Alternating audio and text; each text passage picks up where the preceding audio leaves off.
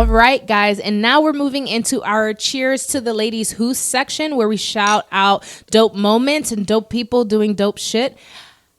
You know, we got some sort of justice recently around Harvey Weinstein's case. So he was charged with rape in one of several counts, and there was another count that he was found guilty on. So we didn't get the full justice. Not everything came to justice, but Harvey Weinstein was charged with rape. That sentence is very powerful in the context of what we've been experiencing overall with the Me Too movement, right? And so I remember, after Bill Cosby had gotten, when he went to jail and he got charged, a lot of people had this question around like, well, will this white man also be charged? Like, yes, Bill Cosby, stay your ass in jail, but white man, are you going to be joining him? Are y'all going to be cellmates? Because both of y'all motherfuckers need stuff. So I think that is important that he got charged to some degree. I don't love that it wasn't all the charges, because I strongly believe all of the women that came forward against him.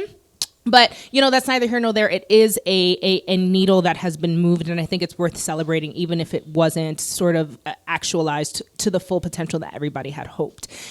Now that has happened, though, and because Harvey Weinstein has really been the name that has been keeping the movement alive, not because he keeps it alive, but rather like the way we process news these days, we remember there's a million things to worry about. We remember and prioritize which one we care about the most this week, oftentimes by what's in the news. And so I, sort of wanted to have a conversation around how do we make sure that the purpose of this movement and the calls to actions around this movement remain alive, even though like one of the big monsters in the case have been, or in the cause have been brought down in terms of the industry. But we have to remember that even though the Me Too movement the conversation has widely been around people who have been victimized by people who have power in these sorts of industries, women getting raped, or people in general, but I'm speaking as a woman, women getting raped, is still a large issue, and there's still ways in which the justice system does not serve us well. And there's actually an exhibit here in New York, and I feel bad that I can't remember the artist's name, where they collected rape kits from over 30 states, and they have them lined up on the wall because they want to show the discrepancy, where even from state to state, the way people are like, investigating rape cases is not even, there's not even consistency there, right? So there's still a shit ton of work to do, even amidst the celebration of Harvey Weinstein getting some sort of punishment. So I'd love to hear your general thoughts around the movement, or around ways or areas of opportunity where you think we now need to rally to continue the work. I will jump in and just say that everything that you just said brought to mind a particular interview with Oprah and Lady Gaga, where she was talking about her story as a survivor, and how she suffers from fibromyalgia now, which is a side effect from the trauma. And just bringing up the point that, yes, it's like you said, Harvey Weinstein was like a big deal, but someone like Lady Gaga, who is essentially one of the most famous pop stars in the world and has paved the way for a lot of women, won't come forward and say who is her rapist, because she says that everybody in the industry has somebody on someone else. And so it's one of those things like, yeah, we got Harvey, but there's a bunch of little assholes, asshole rapists running around in this industry. And I feel like that is something that's definitely something that women are gonna come up against in trying to keep this movement moving forward. Absolutely. And I think it's worth, you have Lady Gaga who's out here who says that stuff. You have Kesha who just, had to pay Dr. Luke for defamation, who in text messages claimed that Katy Perry was raped. So you have all these women who are out here. Right. And who knows what's truth, what's going on with them, and what's true, what's not. And I don't really know how we remedy that, but I know that that'll be an obstacle for this movement and keeping it alive. And I don't know that I have an answer. Yeah, no, I think that's an answer. Other than, that's an answer. And I think that's why I even posed the question, because I myself find it difficult to understand what, role for lack of a better word, but because I think I understand what roles I can play, but I don't understand what is the most high impact thing that I can do? What is a thing that is not just speaking on the topic, which is very important, right? Because there are people who, like, even on a basic level, when we define consent, aren't on the same page about what consent is, right? So even still having these educational conversations is very important. But I don't know, I myself feel personally motivated to consider other things, other ways that I can contribute and help keep the movement alive. That's not just talking about it. So Kat, what are your thoughts? I mean, two things come to mind. One being that when we say things like, this is a win, Weinstein, will be in jail, we have to remember that at what cost? We have to remember that it took the bravery of several women. Yeah. I want to say, even when we talk about Bill Cosby, it took the bravery of several women. Right. And we have to remember there is a disparity, right, of how white women and black women are believed when it comes to sexual assault, when it comes to rape. Right. And in both cases, it was majority white women who came forward. And that's not to take away in any way, shape, or form the bravery that it takes, but just in terms of, like, how that sprung in action on these men. Yeah. So be mindful that, like, Weinstein wasn't just like, oh, okay, cool, he's being put in jail. Yay, this is a win. We have to be mindful of, like, whose labor went into making this happen, right? Because yet again, it had to fall on the victims, the survivors' labor to do so, to make that choice to speak up. Right. And to have to relive an experience that, to say the least, is uncomfortable. Right. Also, I think that we use a lot of, like, celebrity conversation or issues to talk about, like, every day. And we need to make sure that, like, for the everyday guy, you don't have to, rape in particular is seen as this very, like, what does rape look like? It looks like a woman yelling, no, you're a stranger, it's an alleyway. And I think that we get into really problematic, like, conversations when we just focus on the celebrity, because then other men, and I'm solely talking about men, and y'all can come for me for that, but, like, when men are like, well, I don't ever, like, pull a woman and force her to have sex, therefore I'm not a rapist, it can look like other things. Sex without consent can look like other things. It can look like you are a, I don't know, 31-year-old who is, having sex with a 17-year-old girl. Right. Like, it can look like stuff like that. Right. And so, we need to put pressure on these conversations to look a little bit more nuanced. And for within our community, maybe not even just rape, but, like, things that kind of perpetuate rape culture. Right. So things like street harassment. Yes. And I know for some it's like, oh, get over it, like, you can't take a compliment, but the fact that you feel so entitled that you can say such vulgarity to me as I'm walking down the street is something that is very much upholding rape culture. Right. And how do we have these conversations in a way that, in all honesty, aren't just echoing in the same chorus, in the same circle, and that's accessible to, our brothers, our uncles, our tios, in a way that they can understand it, that they don't feel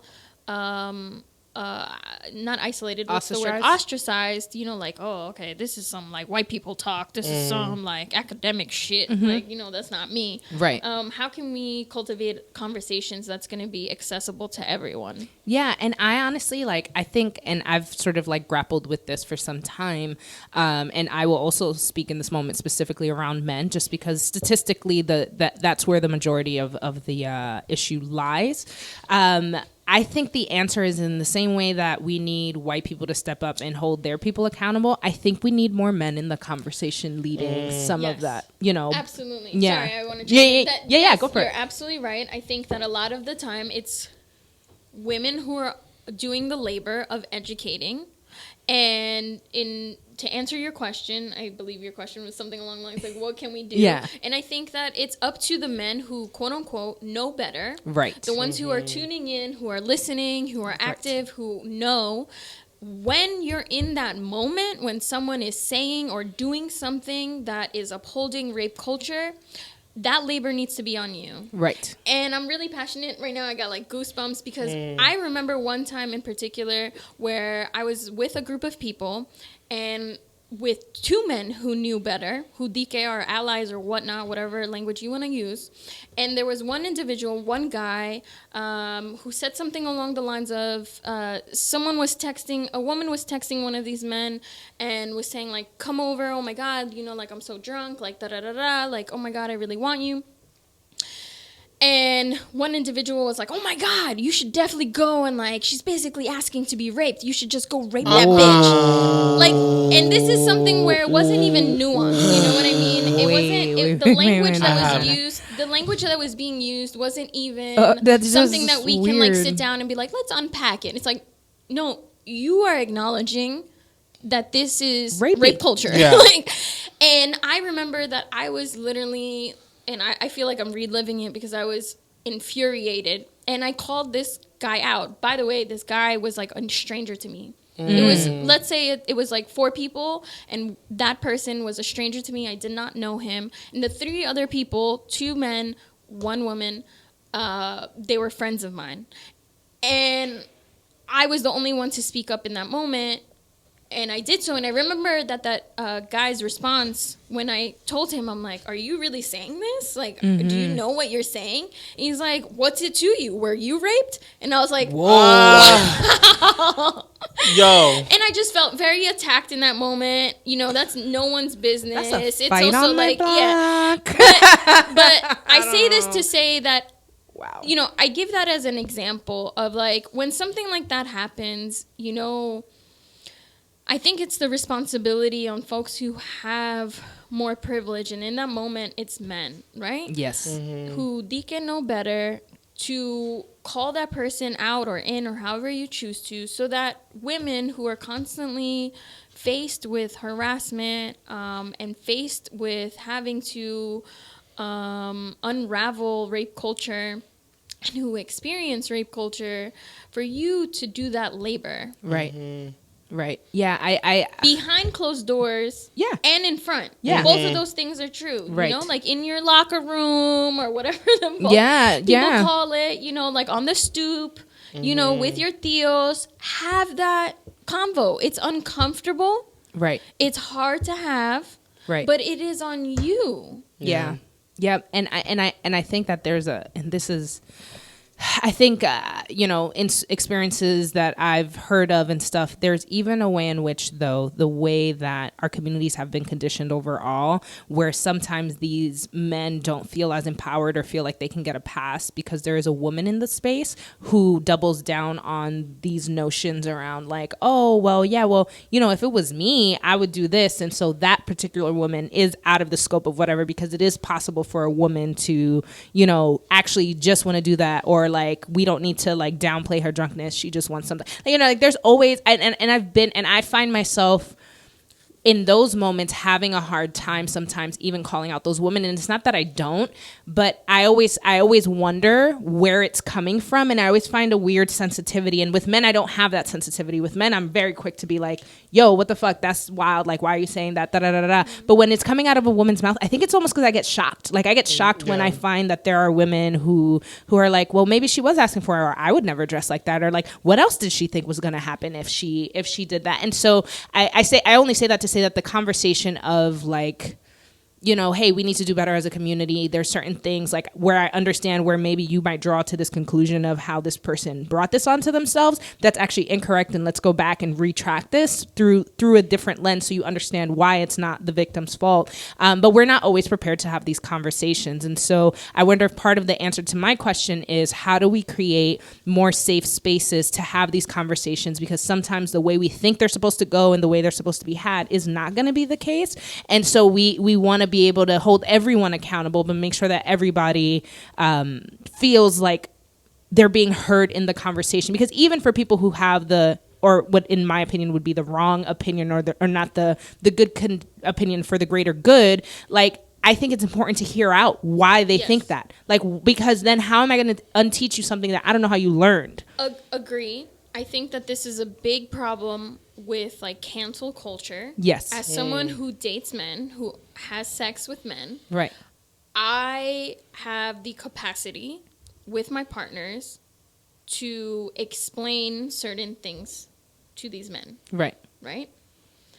And I'm trying to undo that, or I don't know if that's a privilege or I don't know what you call it, but I take on that responsibility. Whereas other women, you know, who don't really interact with men romantically or otherwise are like, I'm not going to fucking explain it because I don't have to deal with you, you know? Like, and that's real too. Yeah. But I have that capacity where it's like, with the men that I have proximity to, I choose to have that space of, okay, fuck, like, I'm really irritated that you don't know this, that I have to explain this, but I also acknowledge that I have to cultivate space for it. Right. Right. You know, but I also need you to understand that this is labor. Yeah. This is emotional labor. Yeah. Right. I'm teaching you. You need to fucking acknowledge that. Right. Absolutely. And then my last sort of thing on this, and when you said cancel culture, that brought this up for me. I recall when, you know, news of Kobe Bryant's death came about. I had a very strange reaction in terms of I actually didn't respond or have any feelings about his previous court case back 17 years ago.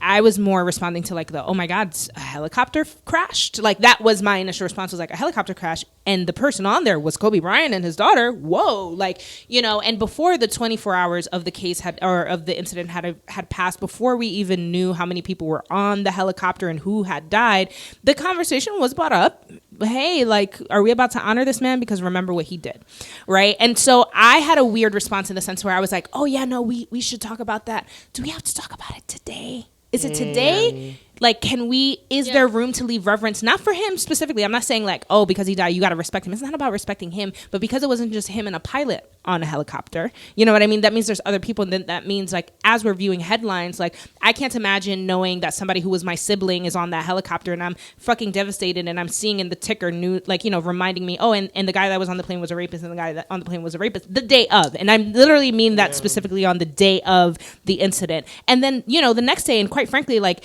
even with Gail, like I don't think it's that no one has the right in these interviews to bring up that court case, right? So I wasn't upset with her for wanting to have the dialogue. I think, you know, if what was said was true and the network tried to sort of like pull that clip so that it would get more views and stuff like that, then that's like really fucked up. But two things can be true. It can be true that we need to have this conversation around rape culture and that he's an example of that. But then it can also be true, and this came out of me doing a little bit more research because quite frankly, I was so young. I didn't remember all the details. So my lack of holding Kobe Bryant accountable over time was I've never been a Lakers fan. So I like just know Kobe's one of the greatest. And that's all I needed to know. But I was never like a Kobe fan.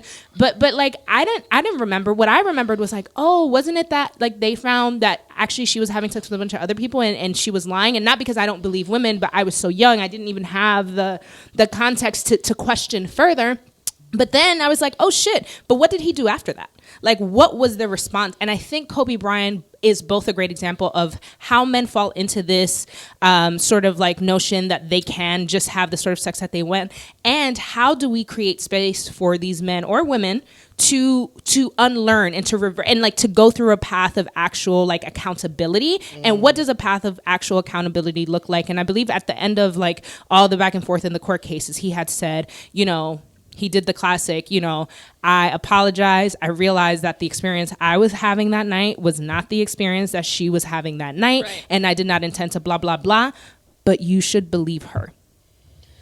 Yeah. I think, you know, and I just, something about that for me, I'm not saying it absolves him, but I don't know that people would be willing to end that apology with, and you should believe her, rather than being like, this is what I thought and this is what she thought. My bad. You know, it's like, this is what I thought, this is what she thought, but like, there's value in this. Mm-hmm. So like, don't do the thing for me. Like, don't, like, let's talk about this. We love binaries. Yeah. Right? We love binaries, whether that's race, whether that's like any other type of politics. We love to have a very concrete yes or no. And like you said, both of these things can be true. And when I bring up cancel culture, you know, I question, why are we being critical of systems or people or issues, you know, if it's not for the betterment of people? Right. So are we being critical in order for us to feel better and entitled and to be like, I know more than you? Or are we criticizing things for folks to actually learn and grow? Right. I don't, to be quite honest, I am not very versed on Kobe Bryant. Right. So I don't really particularly know his case or the details of it. But yeah, I put that out into the public of like, when we criticize public figures or folks that we have proximity to, you know, our personal friends, are we criticizing them in order to shame them, or are we criticizing them with the hope of growth? Right. Right. I think that that's key. And that's the thing that we most need to be mindful in any movement, right? So like this is one movement, but in any movement that is key, because the minute that we decide that we don't care and we don't want to have a two-way conversation, then there can't really be change. Like I in the sense of like, it doesn't mean like, oh, I'm considering what you're saying, so I'm going to change my point of view. Like what's right is right and what's wrong is wrong. But like, can there be learning if we're not in the same spaces or creating somewhere, whether it's somebody who's like, you know, who's stepping up or somebody who does actually hold responsibility? How are we moving forward if we can't actually share the space for dialogue? But to reiterate, I also acknowledge that for folks who are the victims or the oppressed group, that it can be really fucking tiring. Right. So if we talk about the dynamics of like rape culture and the fact that like women are majority of the time the victims, the survivors, who experience rape or rape culture, it can be fucking tiring for us to not only experience it, but then also have to undo it, you know, and do the labor of educating folks. So that's why it's important for folks in the privileged group, you know, in this case, like for men, you know, to be the ones to speak up and take on some of that labor, because like we are tired. Yeah. Tired as hell.